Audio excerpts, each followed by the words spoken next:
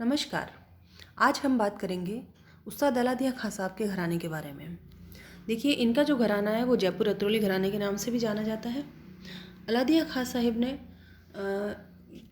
वैसे इनका जो घराना है वो जन्म तो जयपुर घराने की ही है, पर इनकी अपनी एक विशिष्ट शैली थी जिसकी वजह से इनका जो गायकी का जो ढंग था उसके आधार पर इनका घराने को अलादिया खां का घराना कहा जाने लगा।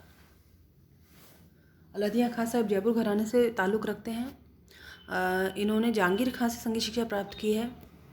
और जहांगीर खां जो थे उन्होंने अपने पिता अहमद खां से, और ये जो अहमद खां जो थे ख्वाजा अहमद, इन्होंने मानतोल खां से संगीत शिक्षा प्राप्त की थी, जो कि जयपुर घराने के उद्बोधक माने जाते हैं। खां साहब जो हैं वो पहले जयपुर में रहे, उनियारा नाम के स्थान में उनका जन्म हुआ, लेकिन कुछ समय बाद वो महाराष्ट्र चले गए और महाराष्ट्र में ही रहकर उन्होंने अपनी संगीत शिक्षा आगे बढ़ाई। वहाँ पर अपने शिष्य तैयार किए और अपनी गायकी का जो प्रचार प्रसार महाराष्ट्र में उनका बहुत ज़्यादा होने लगा। उनके जो भाई हैदर खां थे वो भी एक उच्च कोटि के गायक थे। उनके शिष्यों में भास्कर बुआ बखले हुए, जिन्होंने भी संगीत जगत में अच्छा नाम कमाया। इसके अलावा मंजी खां और भुर्जी खां जो इनके सुपुत्र रहे हैं, उनका भी बहुत नाम संगीत जगत में है। और इसके अलावा इनके जो घराने के प्रतिनिधि कलाकार हैं उनमें केसरबाई केरकर है, मोगूबाई कोडिकर है, शंकरराव व्यास है, और मल्लिकार्जुन मंसूर और निवृत्ति बुआ सरनाइक। ऐसे कई लोग जो बड़े बड़े नाम हैं, आरती अंगलेकर है, किशोरी अमोनकर है, ऐसे बहुत बड़े बड़े कलाकार हैं जो इस घराने से ताल्लुक़ रखते हैं। इस घराने की विशेषताओं के बारे में अगर बात करें तो इस घराने की जो गायकी है वो पेचदार है। मतलब इस गायकी सुनने में बहुत आसान लगती है लेकिन गाने में उतनी ही क्लिष्ट है। बोल अंगों की इसमें विशेष रूप से लगाव होता है संगीत में, और गीत भरने का जो एक तरीका है वो बहुत विशिष्ट होता है। देखिए, किसी भी घराने की गायकी उसके स्वर लगाव से और उसकी कहिए कि एक जो अंदाज है पेश करने का, उस पर निर्भर करती है, और वही उसकी विशेषता होती है। उसी से वो घराना अलग पहचाना जाता है। तो इस घराने का जो गीत भरने का एक जो विशेष तरीका है वो बहुत ही महत्वपूर्ण है, और बहुत ही कहा जाए कि एक रचनात्मक और खूबसूरत है। सुनने में वो बहुत अच्छा लगता है, जबकि गायकी सुनने में जितनी आसान लगती है वो गाने में उतनी ही कठिन होती है। जयपुर घराने की गायकी बहुत क्लिष्ट गायकी है लेकिन सुनने में बहुत आसान लगती है, और यही इस घराने की विशेषता भी है। अप्रचलित रागों के इस घराने में विशेष झुकाव रहा है।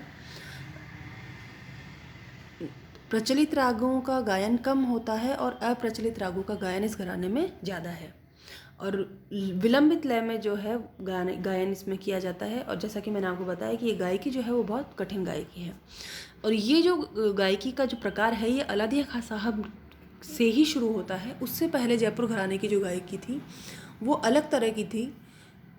उसमें उन्होंने अपनी तरफ से जो एक कहिए कि विशेषताएं उसमें ऐड की हैं, उसकी वजह से ये घराना अलादिया खां साहब का घराना भी कहलाने लगा। अलादिया खां साहब के बारे में जब बात करते हैं तो मैंने जैसा कि आपको बताया, उनियारा ज़िले में इनका जन्म हुआ, और ये बचपन से बहुत होशियार थे। फारसी भाषा पर इनका पूरा अधिकार था, और इनके जो पिता हैं वो ख्वाजा अहमद खां, वो टोंक नरेश जो है उनके दरबार में दरबारी गायक थे। इनके पिता की मृत्यु बहुत जल्दी हो गई थी। उसके बाद इन्होंने अपने चाचा से, काले खां से संगीत शिक्षा प्राप्त की, माफ़ कीजिए जहांगीर खां से संगीत शिक्षा प्राप्त की, और इन्होंने काफ़ी अभ्यास भी किया।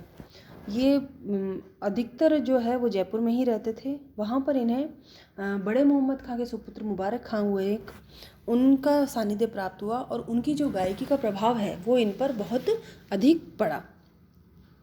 और ऐसा इन्होंने अपने कई उद्धरण में इसका वर्णन किया है। अपने जो भी इनके इंटरव्यू हुए हैं या जो भी वार्तालाप हुआ है इनका दरबार में प्रस्तुति के समय, या वैसे भी जब संगीत संगोष्ठियाँ हुई हैं, तो उसमें उन्होंने ये स्वीकार किया है कि इनकी गायकी पर मुबारक खां साहब की गायकी का प्रभाव रहा।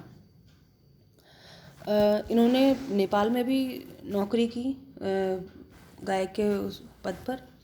और इसके बाद वो वापस राजस्थान लौट आए जब वहाँ उनका मन नहीं लगा। तो इन्होंने इतना अभ्यास किया कि देखिए, अभ्यास से, बहुत ज़्यादा अभ्यास से भी आवाज़ बैठ जाती है।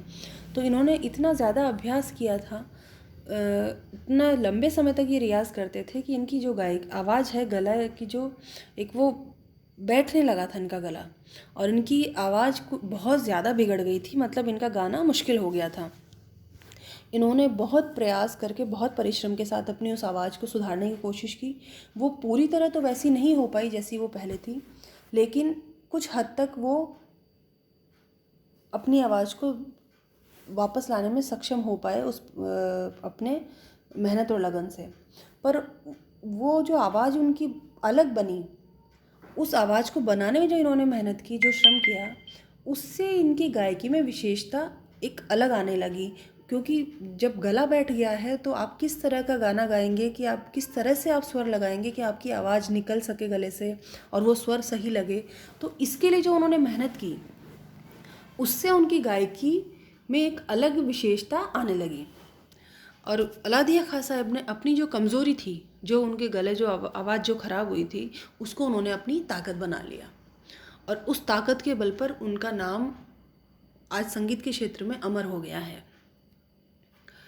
उन्होंने पहले यहाँ राजस्थान में ही काफ़ी समय तक रहे, उसके बाद वो महाराष्ट्र चले गए। कोल्हापुर नरेश के यहाँ उन्होंने दरबारी गायक की नौकरी कर ली, और उनका बम्बई में भी आना जाना था, पर वो जो कहें कि अधिकतर जो समय उनका निकला वो कोल्हापुर में ही निकला।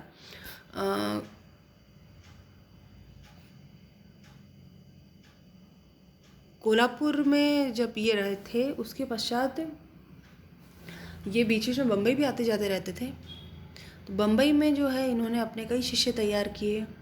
उनमें मोगूबाई कुर्डीकर का नाम विशेष रूप से है, केसरबाई केरकर का नाम है।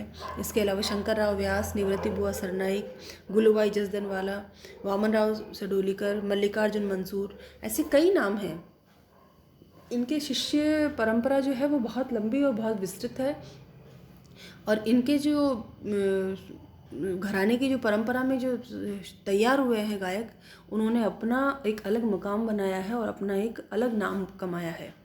ये सभी जो नाम हैं, ये अपने आप में बहुत बड़े बड़े संगीत के क्षेत्र में बहुत बड़े नाम हैं, और इनकी गायकी सुनकर आप अंदाज़ा लगा सकते हैं कि अल्लादिया खां साहब की जो गायकी है वो किस तरह की रही होगी।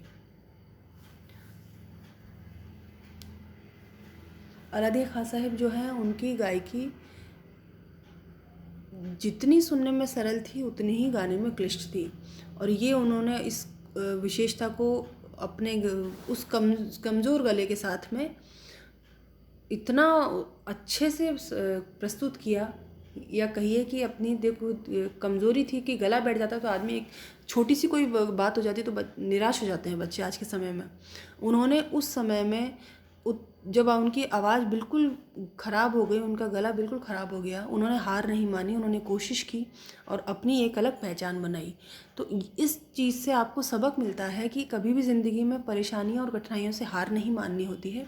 आप उनको फेस कीजिए और उस परेशानी से निजात पाने की कोशिश कीजिए, तो आपको रास्ता मिलते चला जाएगा। तो ऐसी शख्सियत के बारे में जानना आप लोगों के लिए ज़रूरी भी है कि आज के समय में ये बहुत बड़ी परेशानी है कि बच्चे समझ नहीं पाते इस बात को कि असफलता जो है वो सफलता की पहली सीढ़ी होती है। जहाँ आप असफल होते हो, इसका मतलब आपने प्रयास किया है, अब आपको इससे ज़्यादा प्रयास करना है। तो इन जो बड़े बड़े कलाकारों की जो आपको जीवनियाँ सुनाई जाती हैं और जो इनके बारे में जानकारी दी जाती है, उसका सबसे बड़ा कारण यही होता है कि संगीत विद्यार्थी जो हैं, उनको अपने क्षेत्र में बढ़ने के लिए प्रेरणा मिले।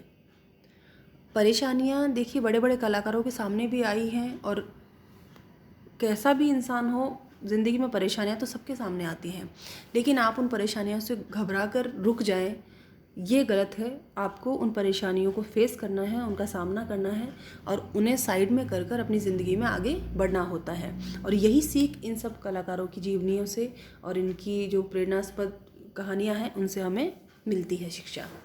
तो आज के लिए इतना ही। अगली बार किसी और घराने के बारे में बात करेंगे। धन्यवाद।